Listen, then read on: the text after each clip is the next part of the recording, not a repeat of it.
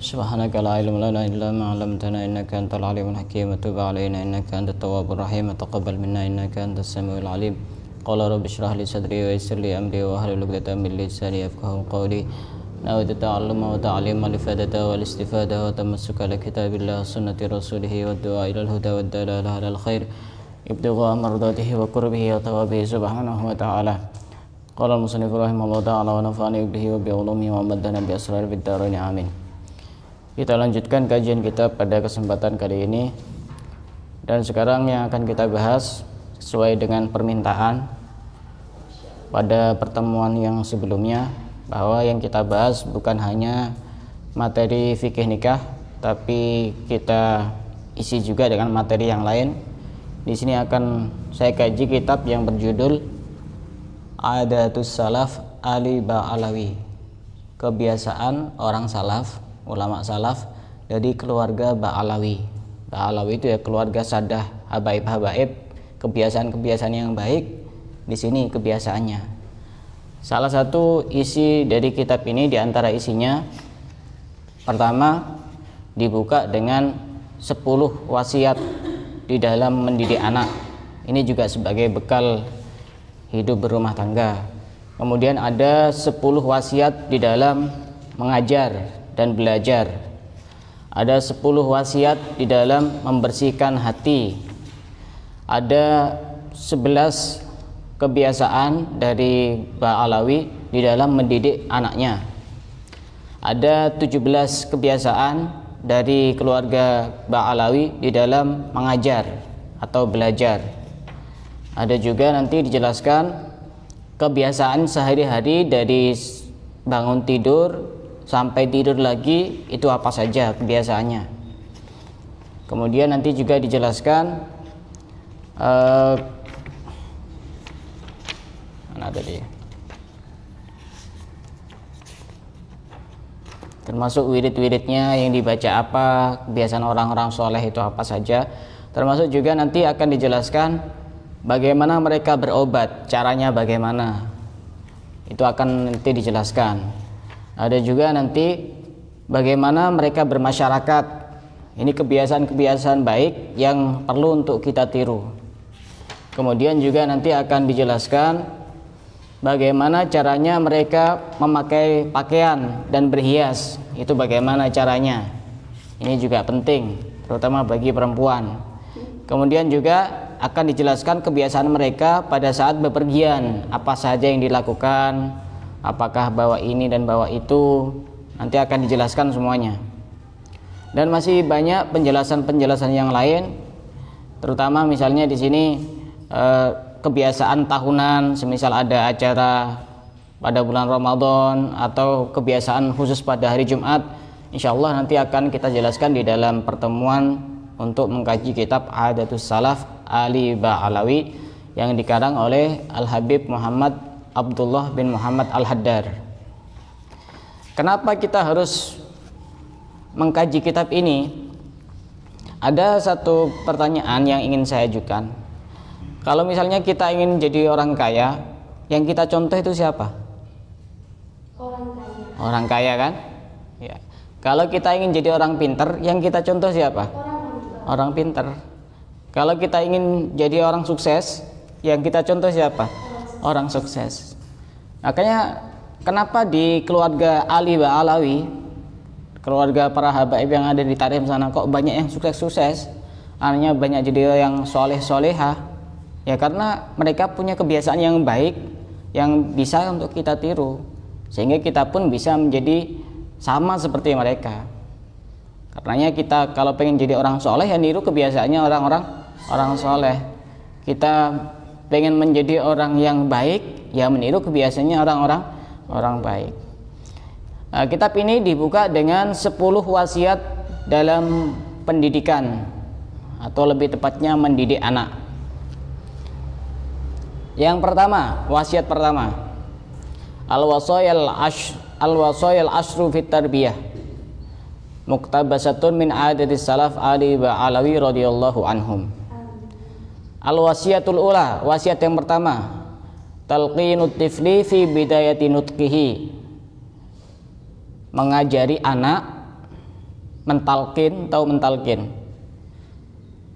Tahu mentalkin? Jadi kita membaca, anak suruh nirukan, itu namanya mentalkin. Mentalkin anak pada saat dia awal-awal mulai bisa berbicara, mentalkin dengan ucapan apa? Raditu billahi robba wa bil islami dina wa bi sayyidina Muhammadin sallallahu alaihi wasallam nabiyya wa rasulah. Ajari itu, jangan nina bobo. Kalau tidak bobo digigit nyamuk. Kenapa kalau digigit nyamuk? Ajari itu. Jadi anak kecil pada saat dia masih baru mulai bisa bicara, suruh nirukan raditu billahi robba wa bil islami dina. Jadi pelan-pelan seperti itu. Wa bi sayyidina Muhammadin sallallahu alaihi wasallama nabiyyu wa rasulah. Jadi nanti di otaknya anak itu akan tertanam kalimat-kalimat yang baik. Kalau kita resapi dan pahami arti daripada raditu billah, ini sangat dalam sekali. Raditu billah, aku ridho kepada Allah Rabban sebagai Tuhan. Ini artinya sangat luas sekali. Kalau kita ridho bahwa Allah adalah Tuhan kita, kita pun ridho dengan apapun yang sudah ditetapkan oleh Allah kepada kita. Coba kita resapi. Apapun yang sedang kita alami sekarang ini, sudah terima saja. Kalau istilah lagunya Dewa, menyerahlah untuk menang. Kok ada menyerah untuk menang? Pasrah kepada Allah. Nanti kamu akan menjadi hati yang paling pemenang. Raditu billahi robba. Ini sebenarnya kuncinya untuk menghadapi permasalahan. Raditu billahi robba. Mau masalah kecil, mau masalah besar, mau masalah sedang, semua dari Allah. Kalau kita sudah ridho, rela bahwa Allah adalah Tuhan kita, kita itu mestinya juga ridho dengan apapun yang sudah Allah tetapkan kepada kita. Kalau menurut kaidah fikih, ridho bisyai'i, ridho bima yatawalladu minhu. Ketika kita rela dengan sesuatu, maka kita juga rela dengan apapun yang menjadi konsekuensi dari kita rela kepada sesuatu itu. Semisal, contoh, kalian rela untuk hadir ke sini, ya kalian juga harus rela ini sampai jam 7. Begitu. Kalian rela hadir ke sini, ya kalian juga rela jam 6 ada di sini. Jadi konsekuensi dari kita rela kepada sesuatu itu, kita juga harus menuruti apapun yang ada di dalam aturan sesuatu yang kita rela itu. Kita rela menjadi mahasiswi misalnya, ya ikuti peraturannya. Kalau sudah rela, saya tidak mau kalau disuruh ini suruh itu, ini namanya tidak rela. Sama Allah lebih pantas lagi. Raditu billahi robba. Sudah yakin. Jangan sedikit-sedikit ngomong, saya tidak kuat, masalah saya terlalu berat. Tidak mungkin, Allah memberatkan hambanya melebihi batas kemampuannya. La yukallifullahu nafsan illa usaha. Jangan, itu namanya kata-kata yang terlalu terburu-buru. Seringkali terdengar dari seorang perempuan. Aku sudah merasa tidak kuat. Masalah saya sudah terlalu besar. Masalah saya sudah terlalu berat. Rasanya pengen mati saja. Itu tidak boleh seperti itu. Kalaupun kita merasakan sakit yang cukup parah atau masalah yang begitu berat, kita tidak boleh untuk berdoa lebih baik mati saja. Tidak boleh. Kalau kita mengikuti apa yang diajarkan oleh Rasul, doanya seperti ini.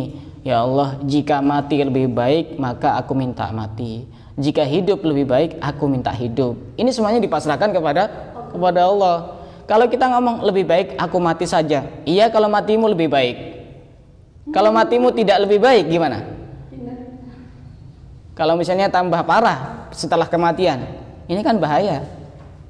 Nah, ini anak pada saat dia mulai bisa bicara, dituntun untuk membaca raditu billahi robba wa bil islami dina wa bi sayyidina Muhammadin sallallahu alaihi wasallam nabiyyu wa rasulah. Coba kita survei anak-anak kecil itu, kira-kira berapa persen yang hafal? Coba. Anak usia 7 sampai 8 tahun itu kan sudah ngomongnya lancar. Coba suruh baca ini, kira-kira berapa persen yang hafal itu? Kalau yang hafal mungkin sedikit persen, kadang yang baca juga sedikit. Ini penting, ini penanaman akidah yang sangat penting. Raditu billahi robba, aku ridho Allah sebagai Tuhanku, wabil islami dina, dan Islam sebagai agamaku. Kalau kita mengaku adalah sebagai orang Islam, ya aturan Islam kita juga harus ridho. Tidak boleh ini, tidak boleh itu, harus sholat, harus puasa, harus nutup aurat, harus menjaga kesucian. Semuanya kita juga harus rela, harus ridho. Dari ini saja, ini sangat luar biasa kandungannya kalau kita mau meresapi. Wa bi sayyidina Muhammadin sallallahu alaihi wasallam nabiyya wa rasulah. Dan kita ridho Nabi Muhammad adalah sebagai nabi dan rasul. Kalau kita ridho Nabi Muhammad sebagai nabi dan rasul, maka apapun yang datang dari Nabi Muhammad yang disampaikan untuk kita, kita pun juga harus ridho dan rela. Nabi Muhammad melarang ini, ya kita tidak lakukan. Nabi Muhammad memerintahkan ini, ya kita lakukan. Itu namanya artinya raditu billahi robba wa bil islami dina wa bi sayyidina Muhammadin sallallahu alaihi wasallam nabiyya wa rasulah. Selain itu apa yang harus kita ajarkan kepada anak yang masih baru bisa bicara? Mentalkin wa kadzalika syahadatu alla ilaha illallah wa anna muhammadar rasulullah. Kita talkin. Jadi kalau mau nidurkan anak itu ya gantilah, jangan nina bobo. Asal usulnya dari mana coba? Yang mending baca sholawat atau baca zikir-zikir la ilaha illallah, tapi jangan lagu yang kayak gitu. Ya misalnya sholawatan itu, sholawatan Habib Syekh gitu, atau misalnya sallallahu ala Muhammad. Jangan lagu-lagu yang nina bobo, itu asalnya dari mana? Fungsinya apa? Kenapa ada hubungannya dengan nyamuk? Zaman sekarang sudah tidak sama dengan zaman dulu. Zaman dulu mungkin banyak nyamuknya. Zaman sekarang bisa pakai kipas angin. Oh, jangan baygon. Takut disemprotkan kena anaknya nanti. Ada obat nyamuk, ada apa yang dioles itu. Ya tidak sebut merek. Khawatir nanti dikira promosi ya. Jadi itu diajarkan raditu billahi robba, kemudian baca syahadat. Dan yang ketiga diajarkan untuk mengucapkan nasab-nasab Nabi Muhammad. Siapa?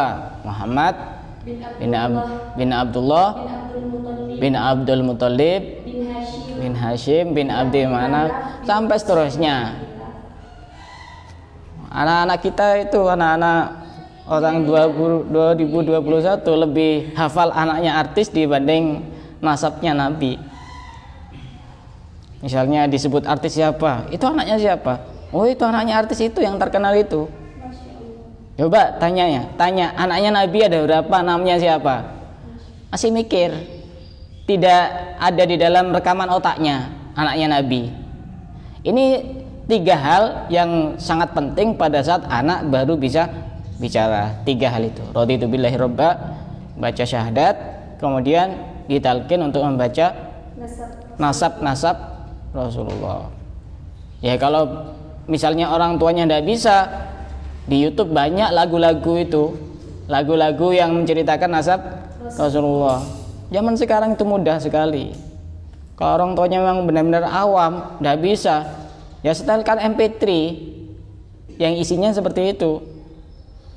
Atau misalnya minta ngerekam ke Ustadz rekam ini raditu billahi robba, nanti didengarkan ke anaknya seperti itu.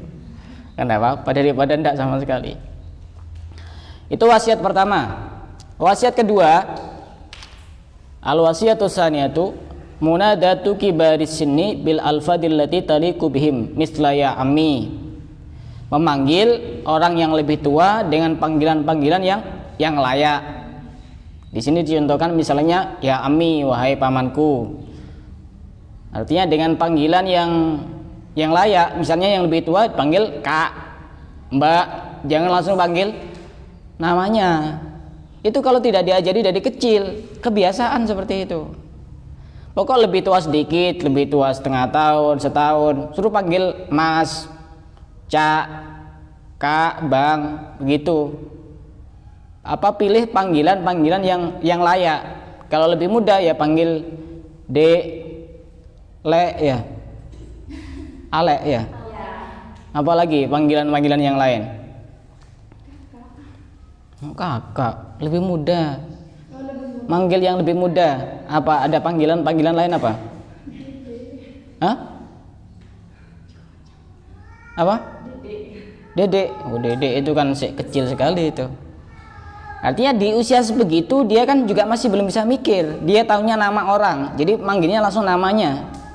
Itu kalau tidak dibiasakan, maka nanti dia punya kebiasaan-kebiasaan yang tidak suka memuliakan yang lebih tua dan menghormati yang lebih muda. Termasuk wasiat yang kedua, wa ta'limihim takbidu aidil kibar kal maharim wa kibari sinni wal ulama wa ghairihim. Ajarkan kepada anak-anak kita untuk cium tangan kepada yang lebih tua. Untuk cium tangan ini termasuk masih wasiat kedua. Untuk cium tangan kepada yang lebih tua yang ada hubungan mahram. Tapi kalau masih kecil semuanya tidak apa-apa. Kalau masih kecil, semuanya suruh cium tangan. Yang lebih tua baik dari keluarga maupun dari yang tidak ada hubungan keluarga juga suruh cium tangan dengan ulama. Kalau ketemu ustadznya suruh cium tangan. Ketemu kiainya suruh cium tangan. Ketemu gurunya suruh cium tangan. Cium tangan yang baik bagaimana? Jangan niru cium tangannya anak-anak sekarang. Gimana? Ini di pipi kan? Ini cium tangan yang tidak benar. Atau begini di sini. Ini juga tidak benar. Ini. Ini. Sambil dihirup itu biar dapat barokahnya guru-gurunya atau orang-orang yang lebih tua. Jangan kayak gitu di pipi, apalagi cuma gini, gini. Apalagi kadang-kadang cuma gini, nempelkan ke sini, ke dahi sini, gini. Apa itu? Kadang-kadang juga salaman itu separuh-separuh, laki perempuan salaman, tapi nyentuh sedikit, sama aja nyentuh itu namanya. Kalau gini sekalian gini, nggak usah nyentuh, gini pas masih nyentuh. Apa bedanya sama tidak nyentuh? Kalau gini ya gini toh, nggak usah nyentuh gini. Apalagi sampai gini, oh kayaknya halus sekalian aja. Mubadir. Jadi diajari untuk cium tangan kepada yang lebih tua. Siap jadi ibu rumah tangga? Siap? Mbak Ila siap jadi ibu rumah tangga? Yang sudah pakai cincin soalnya. Mbak Zumrotus siap jadi ibu rumah tangga? Siap apa enggak? Masa? Sudah ada calon kok belum siap? Itu penting itu, terutama yang adat yang pertama tadi sering dilupakan oleh banyak orang. Makanya kenapa kita coba lihat orang-orang Tarim itu kok anaknya banyak hafal Quran, anaknya soleh-soleha, alim. Ya karena punya kebiasaan-kebiasaan yang baik. Wasiat yang ketiga, al-wasiatus salisatu. Tartibu waqtil aulad hatta la yadhhaba waqtun ala hisabi waqtin akhar. Wa khususan waqtat ta'lim was sholati wan naumi. Menjadwal, mengatur waktu anak sehingga waktunya tidak terbuang sia-sia.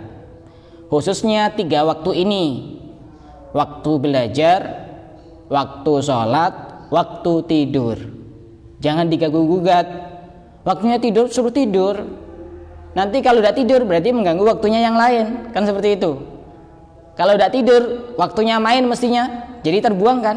Digunakan untuk tidur. 3 waktu ini. Waktu belajar ya sudah, jangan main. Waktu main, enggak usah belajar. Karena masih anak kecil, ada waktunya sendiri-sendiri. Waktunya belajar ya sudah belajar. Waktunya main, enggak usah belajar. Ada waktunya sendiri-sendiri. Waktunya sholat, jangan sampai lupa. Waktunya tidur, suruh tidur. Misalnya tidurnya jam 9, ya sudah tidur. Masih pengen main, besok masih ada waktu untuk main.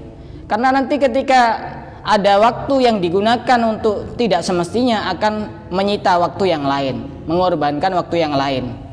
Misalnya waktunya belajar digunakan main, akhirnya belajarnya kan jadi korban. Paham? Waktunya main digunakan untuk belajar, apa yang jadi korban? Mainnya. Anak-anak itu masih waktunya main-main. Bahkan pernah saya baca satu keterangan dari Habib Abdullah bin Ali Al-Haddad, kalau anak kecil itu jangan terlalu serius untuk diajak ke tempat-tempat baik, misal hadir majelis taklim, ajak ke masjid, dia masih waktunya main. Khawatirnya apa? Khawatirnya nanti kalau sudah besar dia cari waktu mainnya. Hanya waktu besar main-main terus. Ya main-main dengan arti yang berbeda. Ini tambah bahaya. Karena waktu mainnya pada waktu kecil dia tersita. Ada waktunya sendiri-sendiri semuanya itu. Anak saya jarang saya ajak. Misalnya saya pas buka majelis itu jarang. Nanti kalau sudah waktunya saya ajak pasti. Itu masih waktunya main, belum waktunya serius. Nanti kalau waktunya main disita waktunya. Nanti waktu besar sudah dewasa main-main. Tapi main-mainnya lebih berbahaya kalau dewasa. Main TikTok, main macam-macam. Bisa juga main perempuan. Nah, itu bahaya. Paham? Al-wasiyatur rabi'atu, wasiat yang keempat.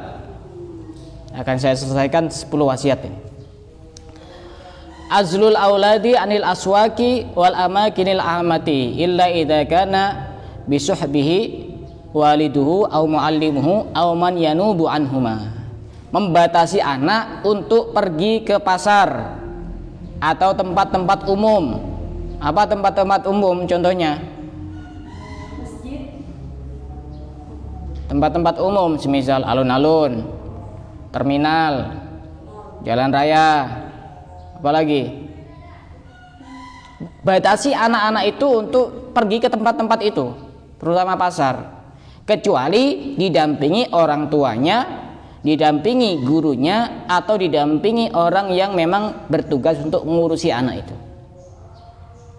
Anak saya ini 2 tahun, umur 2 tahun itu tidak pernah masuk pasar sama sekali. Dari lahir sampai usia 2 tahun tidak pernah masuk pasar sama sekali, tidak pernah. Sama sekali tidak pernah. Batas paling akhir itu ya timurnya alun-alun. Karena dia usia segitu ini dia masih sangat terlalu bersih untuk masuk pasar. Sangat bersih sekali. Setelah usia 2 tahun itu pun kadang-kadang, jarang-jarang. Saya jarang ngajak anak-anak ke pasar, jarang betul. Setahun bisa dihitung, jarang betul. Lebih baik saya tinggal di rumah. Karena pasar di situ orang bisa banyak belajar banyak hal, terutama yang buruk-buruk semuanya ada di pasar. Belajar ngomongkan orang ada, belajar bohong ada, belajar menipu ada, walaupun juga ada juga yang baik-baik. Jadi batasi anak untuk pergi ke tempat-tempat umum semisal pasar, terminal, alun-alun, apalagi malam minggu, batasi. Kalau tidak mau jadi anak yang durhaka, batasi. Karena nanti orang tua yang akan menanggung penyesalannya. Kecuali didampingi orang tua, dampingi kakak, didampingi guru dan seterusnya, jadi dia bisa ngontrol. Ini penting ini. Wasiat yang kelima, al-wasiatul khamisatu, azlul auladi anil azdadi wa qurana isu'i wa man la khaira fi suhbatihim. Membatasi anak untuk bergaul dengan teman-teman yang buruk atau yang tidak baik jika berteman dengan dia. Kita sebagai orang tua tugasnya adalah mengontrol anak kita berteman dengan siapa. Jangan yang penting dia seneng, yang penting dia bahagia, di sana mainannya banyak. Tapi kadang-kadang ada tipe anak itu yang dia itu tidak perhatian, tidak peduli, cuek, acuh tak acuh kepada temannya. Akhirnya wataknya tertular. Makanya kita sebagai orang tua harus benar-benar membatasi anak kepada siapa dia harus berteman, kepada siapa dia harus bersahabat, kepada siapa dia harus bergaul. Kita harus benar-benar tahu sebagai orang tua dan calon orang tua yang ada di sini. Ustadz Faisal siap jadi orang tua? Kok cuma ketawa? Siap apa tidak siap? Ya siap tidak siap ya harus siap. Ini harus benar-benar diperhatikan. Begini analoginya, kita sekolah kan cuma 3 tahun ya kalau SMP ya, SMA cuma 3 tahun. Itu dari awal dicetak agar memiliki lulusan yang berprestasi yang baik. Mestinya kalau mau berpikir perempuan dan laki-laki, terutama perempuan, itu harus lebih banyak belajar untuk mencetak anaknya menjadi anak yang soleh dan soleha. Karena ini untuk selamanya. Kalau sekolah kan jangka waktunya cuma sebentar. Mestinya perempuan itu harus banyak berpikir, oh iya nanti saya bakal punya anak. Anak saya pengen jadi apa? Apa yang harus saya persiapkan? Mestinya seperti itu mikirnya. Sekolah saja kita sampai 3 tahun. Apalagi yang seperti ini untuk mendidik anak menjadi anak yang baik, anak yang soleh-solehah, mestinya lebih daripada 3 tahun 6 tahun, lebih mestinya. Makanya harus benar-benar siap jadi perempuan itu. Al-ummu madrasatul ula, ibu itu adalah madrasah pertama bagi anak-anaknya. Paham? Al-wasiyatus sadisatu, wasiat yang keenam, isdalus sitari amamal aulad bimakna azli dzukuri anil inasi wa ma yaduru min alaqatin fala yudraku min dzalika syai'un hatta yandajja wa yasilul bulugh. Membatasi anak untuk bergaul dengan perempuan. Artinya begini, pada saat dia masih belum balik, perempuan itu juga harus menjaga diri ketika dalam hal urusan aurat. Jadi misalnya ganti baju, walaupun di hadapan anak yang masih belum balik, tutupi, ditutup. Atau misalnya ya masuk kamar, anaknya di luar, tidak apa-apa. Pokoknya urusan laki perempuan lawan jenis itu harus benar-benar dibatasi, walaupun dia masih belum balik. Sampai dia balik, nanti biar dia tahu betapa memang ada aturan-aturan yang cukup ketat terkait dengan laki-laki dan perempuan. Dan ada aturan juga kalau saudara laki-laki dan perempuan kalau sudah usia 10 tahun itu sudah semestinya dipisah ranjangkan. Kadang-kadang kan orang tua, oh itu saudaranya sendiri, tidur bareng satu kasur kan tidak apa-apa. Hati-hati, sekarang 2021 bukan 1945. Banyak terjadi kasus saudara menghamili saudaranya, bahkan anak menghamili ibunya, bapak menghamili anaknya. Kenapa? Karena tidak mematuhi aturan-aturan di dalam aturan Islam. Udah, keurusan tidur kalau sudah usia 10 tahun walaupun saudaranya sendiri, laki perempuan pisah, jangan satu kasur. Anak sekarang usia 10 tahun sudah tahu segalanya, apalagi lihat HP. Lihat HP bisa terjadi apapun itu. Coba seandainya terjadi seperti itu, saudara menghamili saudaranya, nasabnya gimana?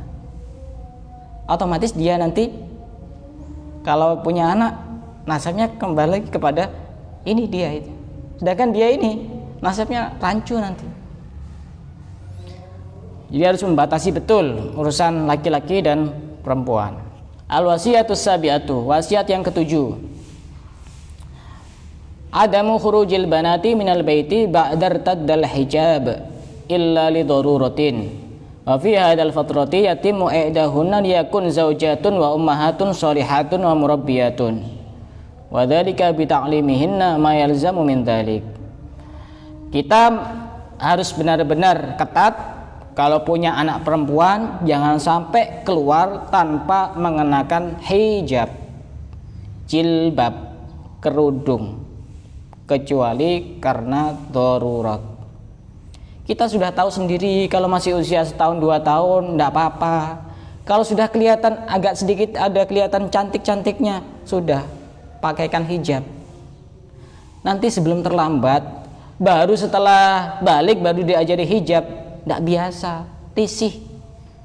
Kalau dari kecil dia kan kayak seakan-akan ada yang kurang kalau saya tidak pakai hijab, ada yang kurang kalau saya tidak pakai kerudung.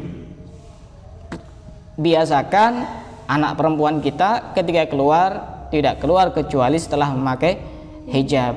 Dan pada saat ini kita bisa mendidik anak tersebut agar menjadi ibu, zaujat wa ummahat, calon istri, calon ibu solihat, yang solihah, wa murabbiyat, dan pendidik yang sejati.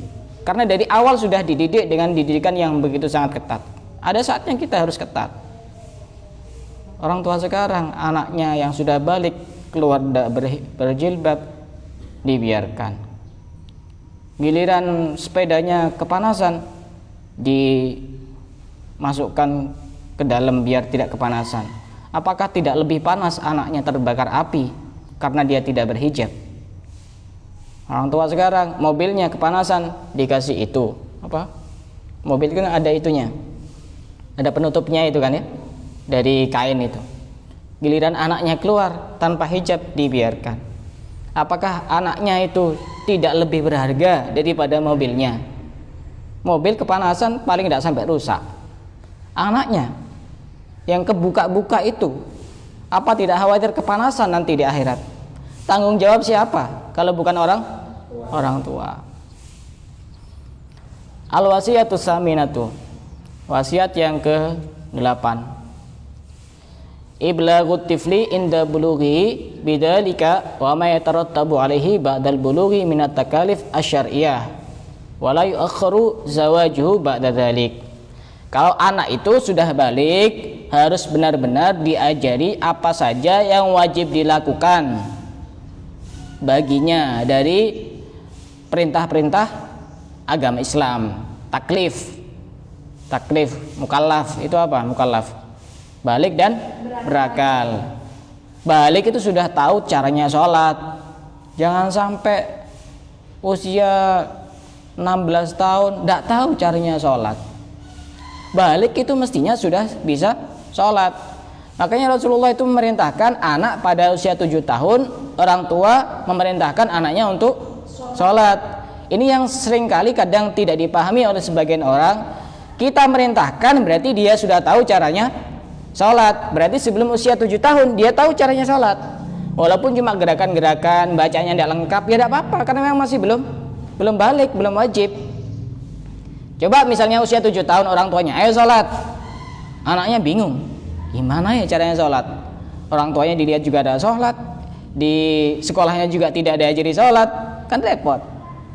Jadi sebelum usia 7 tahun anaknya diajari bagaimana tata caranya sholat, walaupun cuma sekedar jungkar-jungkir, gerak-gerak, ya tidak apa-apa.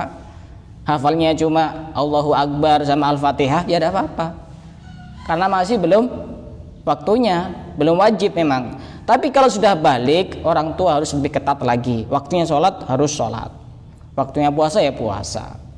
Mungkin yang tidak puasa itu mungkin belum balik, yang tidak puasa Ramadan mungkin belum balik atau sedang berhalangan.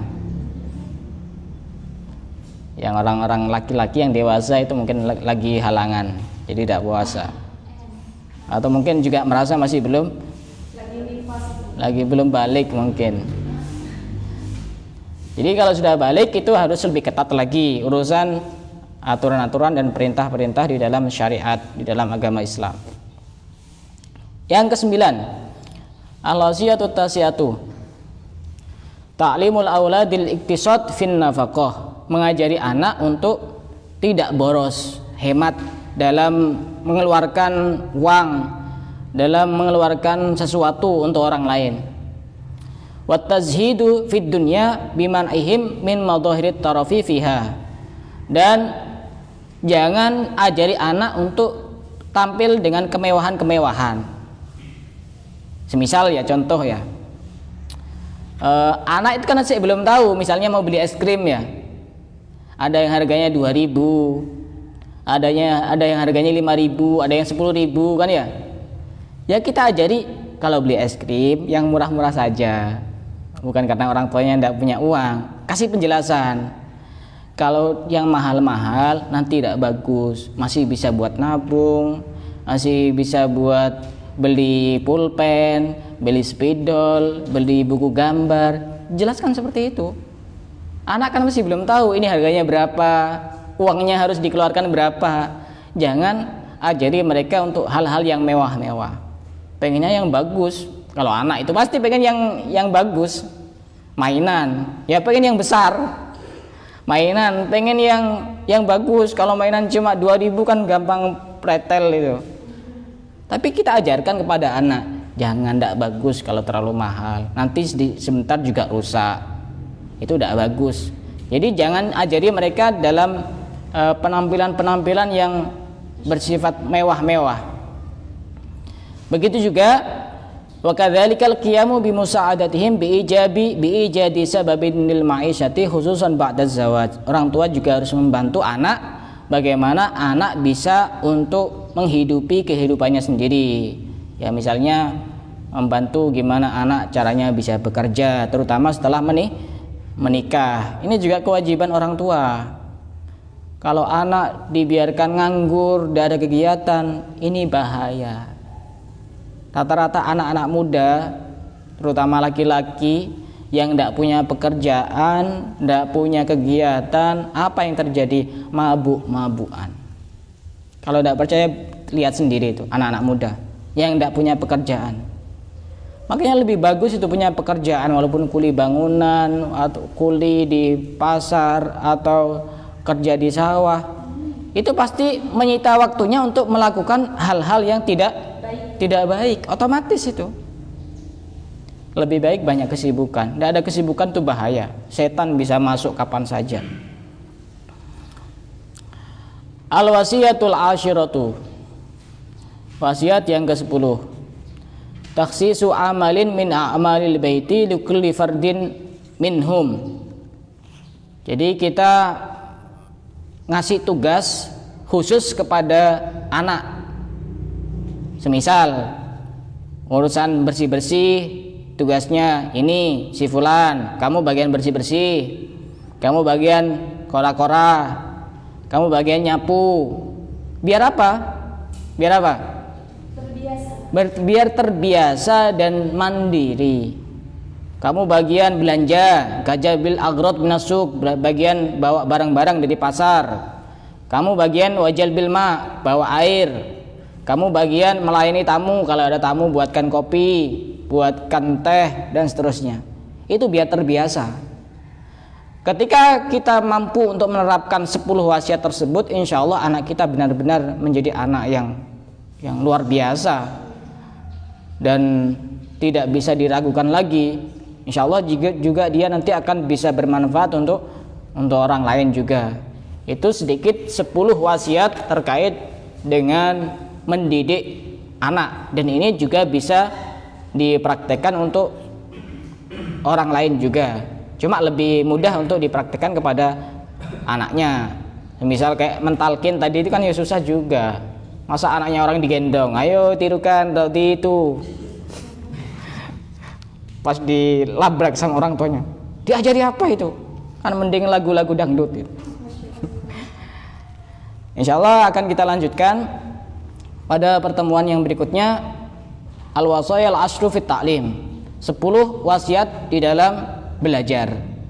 Apa yang harus kita persiapkan untuk belajarnya anak, atau mungkin belajar kita sendiri, itu apa yang paling terpenting di dalam belajar. Dari sini ada yang mau ditanyakan? Ayo silakan. Yang mau tanya silakan. Ini mau dikaji 1 hari apa 2 hari? Yang kitab ini.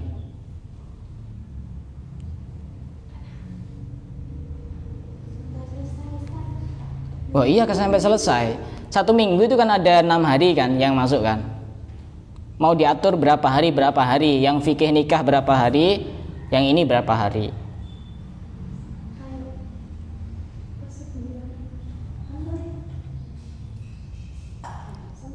Apa?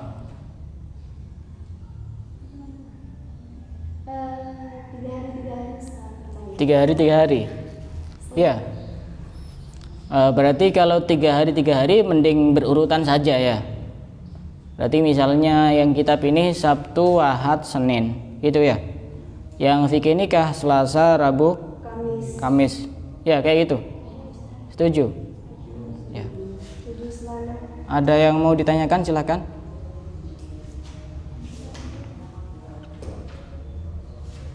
Silakan yang mau bertanya. Calon ibu rumah tangga ini. Masa ada yang bertanya? Silakan yang mau tanya.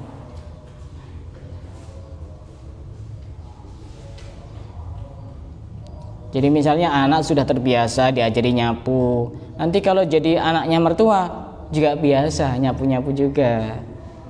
Tapi kalau di rumah jarang nyapu-nyapu, ya kayaknya gengsi atau gimana, ya repot nanti kalau sudah jadi istrinya orang, repot gitu. Nah ini juga tugas bagi kalian, walaupun masih belum punya anak, mungkin ada yang punya adik, ajari itu, lagi digendong, lagi diajak, ajari, suruh nirukan itu, raditu billahi robba wa bil islami dina wa bi sayyidina Muhammadin sallallahu alaihi wasallam nabiyya wa rasulah. Terus suruh baca syahadat, asyhadu gitu, suruh nirukan seperti itu biar terbiasa. Masa pas lagi ini yang di ini kan nyanyi-nyanyian. Apalagi katanya kalau lagu Nina Bobo itu udah tahu asal usulnya. Katanya bisa mengundang apa gitu katanya. Enggak tahu, wallahu alam itu dari mana penciptanya siapa. Kalau ini kan sudah jelas ini. Raditu billahi robba itu hadis itu. Syahadat juga kewajiban orang Islam. Menuntun anak untuk bisa mengucapkan nasab-nasab Nabi ini juga untuk lebih mengenal kepada Rasulullah. Gitu. Kalau tidak ada yang ditanyakan, kita cukupkan sampai di sini. Semoga apa yang kita pelajari pada kesempatan kali ini menjadi ilmu yang manfaat, menjadi ilmu yang barokah. Wallahu a'lam bishawab.